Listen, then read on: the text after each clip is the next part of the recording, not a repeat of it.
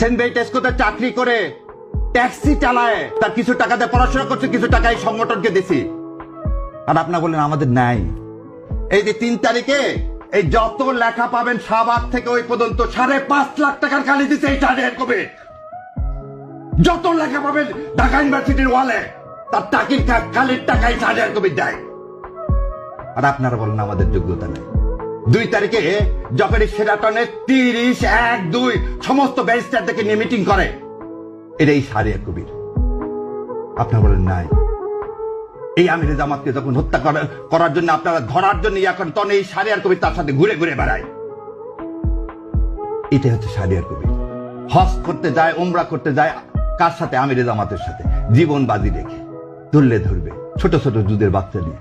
ছোট ছোট দুধের বাচ্চা নিরাপত্তা পায়নি বলে পরিবারকে এদেশে ডাকতে পারিনি। এটা হচ্ছে শাহরিয়ার কবির। আর আপনারা বলেন 5 মাস আমাকে দেখছেন। আপনারা বলেন 5 মাস দেখছেন।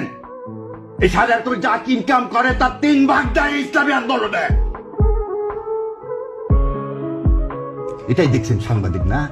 ও 2 দিন হচ্ছে টকশোতে আসছি, ভাবতে ও শাহরিয়ার কবির কিছু জানে না, নতুন আসছে। নতুন কেন 70 এত লাগে কেন? ও আমাকে প্রমাণ করতে হবে আমি জুলাই যোদ্ধা না। সেদিন এই ট্রাইব্যুনালে 70টা মামলা করছি, তার মধ্যে একটা ফিস নিছি। 70টা মামলা করছি, সেদিন ফিস নিছি একটা। গত এই কয়েকদিনে রিট ফাইল যতগুলো করছি তার মধ্যে 3টার পয়সা নিছি, বাকি একটা রিটের পয়সা নিইনি। এটা শাহরিয়ার কবির।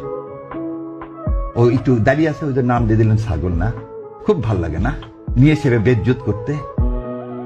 একদিন বলছিলাম কালের কণ্ঠে আসবো না, যমুনা একদিন বলছি শোনেন, দেশ আগে, আমরা দেশের জন্য আসছি, ইসলাম কায়েমের জন্য আসছি, কারো রক্তচক্ষু ভয় করে না। ভারতকে ভয় পায় না, আর আপনারা কে? ব্যক্তিগত আক্রমণ ছাড়েন। এখানে কথা বলতে আসছি, কথা বলতে দিলে দিবেন, না দিলে দিবেন না, অসমস্যা নেই। এক টিভি ডাকেন, আর এক টিভি আছে। আপনার এখানে আজকে কি একটা দুঃখ নিয়ে চলে গেলাম, আর আসবো না। আর আপনি আমাকে বলতেছেন আমি শাহরিয়ার কবিরকে? আপনি আমার বলতেছেন গুগল সার্চ করতে হবে? দাদা একদম স্টেটমেন্ট দিলাম আমিরে জামাতকে সাক্ষী রেখে। আর আল্লাহ তো জানে, যা যা বললাম যে কোর্টে খোঁজ করে দেখেন।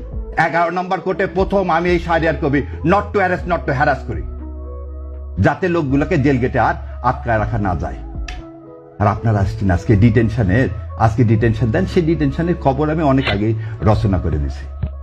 আর বলেন গুপ্ত, তখন কি আমি যা বলবো আমি জামাতে ইসলাম করি? সেজন্য আমার হাইকোর্টে ভাইবাতে ফেল করাতে চাইছে অ্যাটর্নি জেনারেল সাহেব।